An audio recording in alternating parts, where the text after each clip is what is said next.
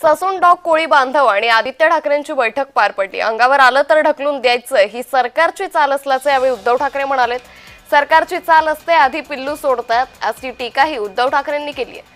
अन्याय होत असेल तर तोडून टाका, सहन करू नका असं प्रतिक्रिया यावेळी उद्धव ठाकरेंनी दिली। कोळीवाडा असेल, भ्रष्टनाथ मिंदे जे मुख्यमंत्री होते ड्राफ्ट हाऊसिंग पॉलिसीमध्ये क्लस्टर डेव्हलपमेंट या नावाखाली ते सगळे कोळीवाडे ढापण्याचा प्रयत्न होत होता।